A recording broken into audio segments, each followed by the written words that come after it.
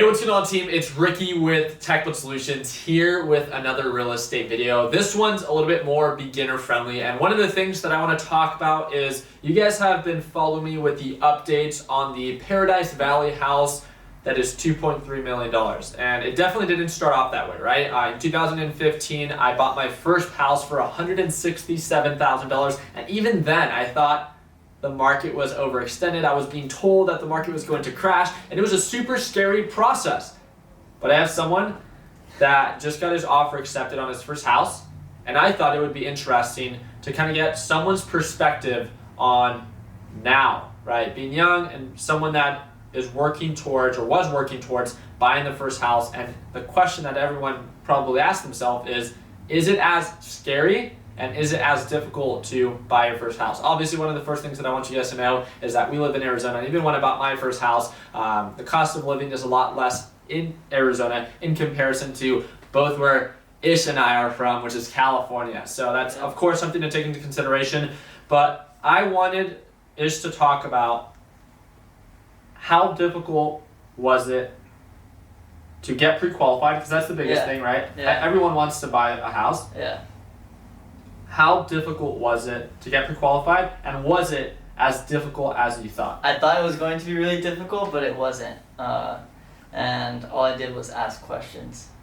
It sounds like really stupid to say, but I just asked questions. I first emailed a random real estate agent. I didn't care to work for them because I knew I was gonna have Nick represent me if it all turned out good. Yeah. So I just emailed a random real estate agent, found him on Zillow, asked him questions, says, hey, I want to get qualified, what do I need? And they just sent me an application and filled it out, and then just any generic question they'd answer. So once I got pre-qualified, I then went to Nick and asked him to represent me. And one of my biggest takeaways is knowing Ish. I remember I made a video with my little sister or something like that, and it was talking about one of the biggest things that I think really separated me from people that either wanted to buy a house versus those that are actually working towards it is first to understand what the prerequisites are to qualify, right? Because I didn't have money to buy a house cash. You didn't have the money to buy the house cash. And it is a very daunting process because it is so scary. And first of all, it's a 30-year agreement.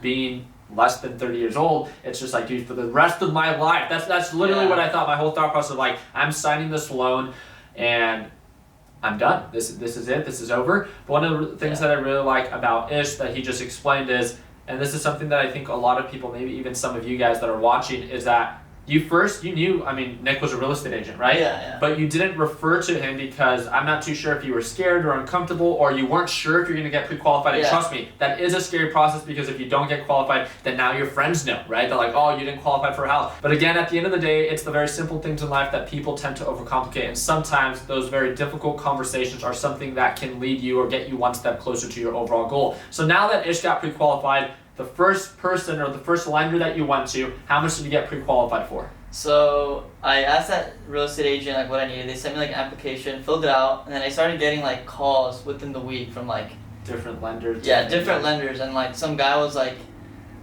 super pumped talking to me. It was too salesy pumped. He was just oh, I can get you qualified for $300K easy, blah blah blah. And then he told me what I needed. I needed some statements, forms from previous 2 years that I needed. So I told him, you're gonna have to wait for me to get those. 2 year work history. 2 year work history. Bank statements, pay stubs. Okay. And then credit. Of course.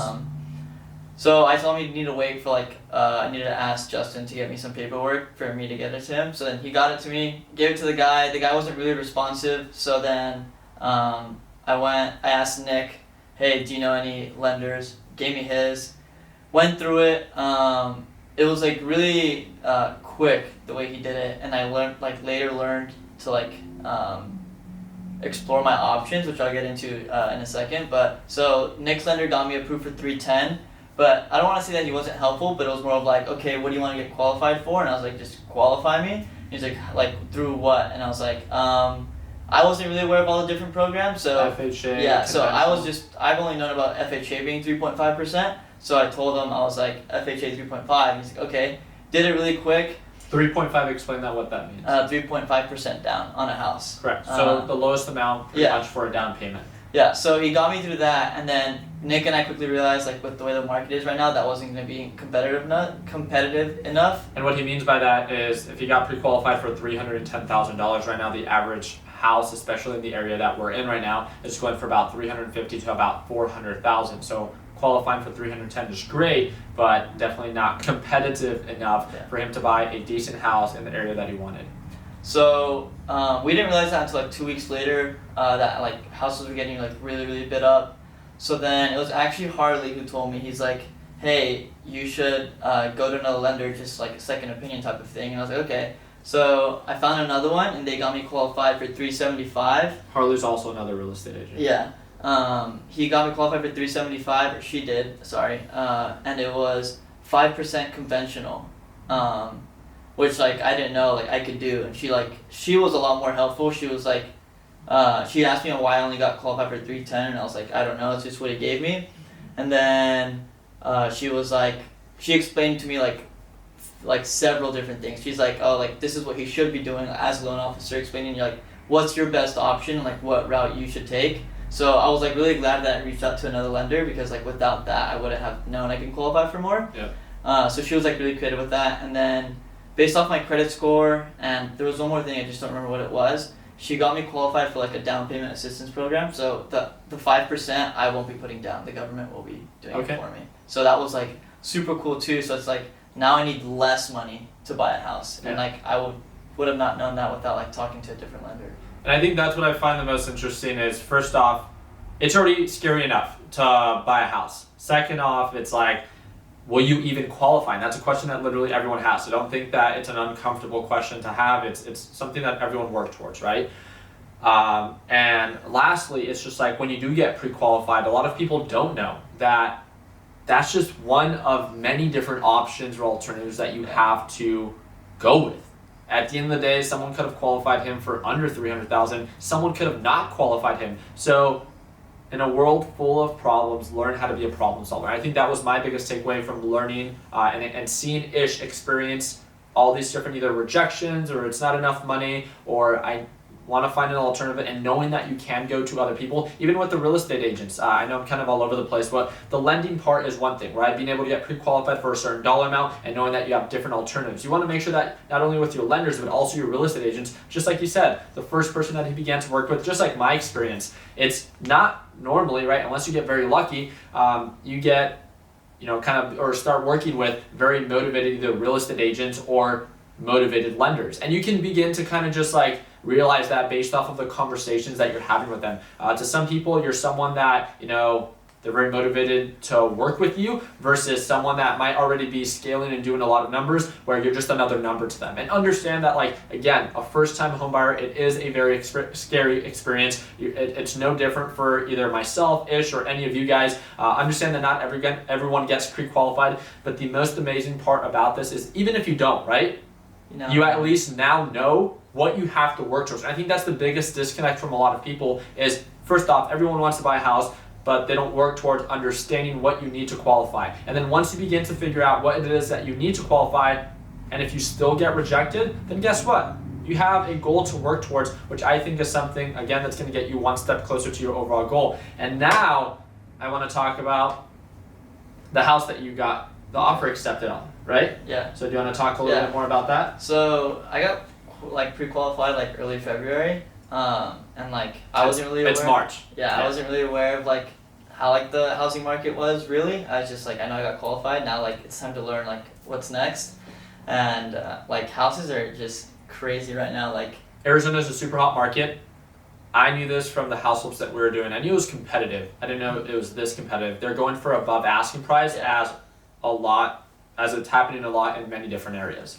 So like we'd go see a house, like we'd submit an offer, and like quickly we'd realize like people are just like bidding on them. Like bidding wars are going on, and like it'd get really bad when like they'd waive appraisals. So like basically like if they overpay, to my understanding, they'd pay like the rest out of pocket to whatever the real value of the house is. So what that means is, let's say that there's a house worth that is selling or asking to be sold for $300,000. When you waive appraisal, that means that you have enough money yourself as an individual that if the house only appraises for $250,000, that if you waive appraisal, you pretty much are telling the seller that I don't care if the house appraises for $300,000, which is the full dollar amount, meaning that I don't have to pay anything, or $250,000. I will pay the difference out of pocket, but I'm buying this house. That's how competitive it was, where people didn't care to overpay. They will pay the difference of overpaying with their own money. Yeah, so whenever like there was like houses that went to go see at, and like the listing agent would tell us there's waived appraisal offers, we'd most of the time just walk away, because it's like we wanna, obviously I want to get into a house, but I don't want to like overpay. Of course. So we'd usually just walk away from those deals, which was really hard because a lot of them were like waived appraisals. So it took like a month and a half, 2 months essentially to find this house or get an offer accepted. So yeah, so it's right by your house, which was like, my main focus was staying in Gilbert. I really wanted to stay in Gilbert, and if it wasn't Gilbert, it was Chandler. But luckily I got into Gilbert, and Nick would always tell me, he's like, I would just really, really strive to like getting into Gilbert. Why?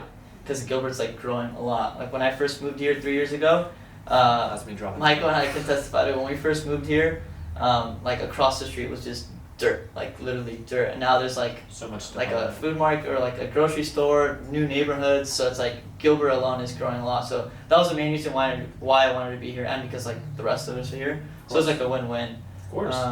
But it was really hard to get into Gilbert based off like all the offers we made and stuff like that, for sure. The thing, again, knowing or kind of just recapping everything, you take someone that's very young, and I want to openly say this, and I hope that it's okay with you. It's people might be like, well, I don't know how much Ish makes, right? Like, is it like he might make a lot more than I do, right? Do you make over 6 figures a year? No. Okay. It's a 9-to-5 job that I have still, so. Yeah. Well, you work for us. 9-to-5. Yeah, but the biggest thing that you guys should know is that he's young, he was motivated, and he just like made it happen. The thing that I really appreciate about Ish is he first figured out what he needed to qualify, he got connected, and he was informed. Then anyone can give up there, right? Where they're like, I'm not too sure even then if I have enough either money saved, if my credit score is there, or if my 2-year work history is there, or if my income's there. He still proceeded with the idea of learning how to get pre-qualified, and if it would have gotten rejected, it's at least a way to understand then what to work towards. After getting pre-qualified, you are now set with the obstacle or the challenge of you didn't get pre-qualified for enough. So now you have to understand that there's many different alternatives. Got pre-qualified again from 310 to about 375,000 instead of an FHA. It is now conventional. You learned about a new first-time homebuyer program by the state. Again, there's so many different programs out there, especially for all those active service members and veterans. So again, appreciate your service. And then on top of that, he was getting outbidded. And that's a challenge within itself, because it can be very scary and then again very daunting, especially, he's a single young individual by himself, so he had nothing but time, but he stayed consistent with it. He stayed with a motivated lender and of course a motivated agent, which was Nick Palladino.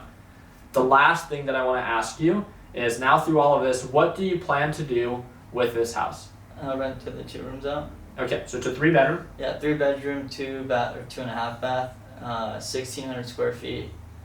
Rent out the other 2 rooms and hopefully make money out, if not pay the majority of the mortgage. Of course, and that's something that we've talked about from the very beginning, and that's my goal for everyone that's part of our team. We got Michael in the back. My biggest goal for everyone that is part of our team in some form of way is they have their nice cars already, and I think it would just be so amazing to have each of them get one step closer to the idea of getting pre-qualified to buy their first house. That means they're moving out of my house, which of course is sad, but guess what? When they move out and they buy their own houses and they're going to rent out their 2 or 3 extra rooms that they have in their house, that's great for them.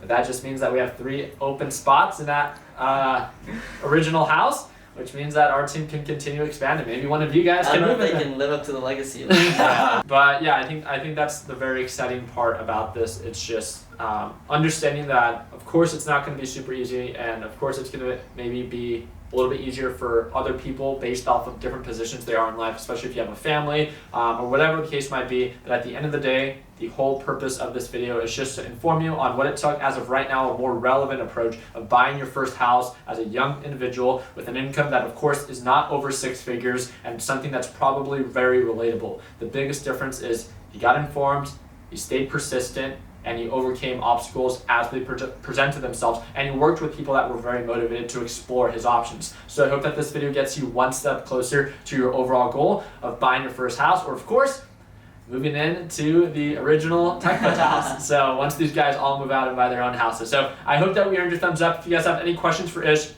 it's going to be the first link in the description for his Instagram. You guys can follow him and ask him any questions, but make sure it's not questions you can Google because he will probably leave you on red. Like always, guys, if you guys want to join our free Facebook group with over 310,000 members, that's that second link in the description. And until next time, subscribe to the YouTube channel. Like always, let's make sure that we end the year on a green note. Take it easy, team.